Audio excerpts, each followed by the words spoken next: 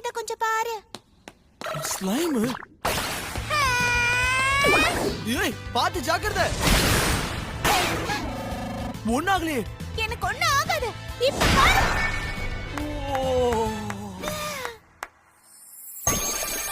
என்னது இது?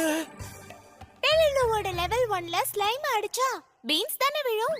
இது கூட உனக்கு தெரியாதா? இதுக்கு முன்னாடி நான் இத பத்தி கேள்விப்பட்டதே இல்ல. நான் முதல்ல எங்க இருக்கேன்? எப்படி இங்க வந்த? இங்க நடக்கிற எதுவும் புரிய மாட்டேங்குதே.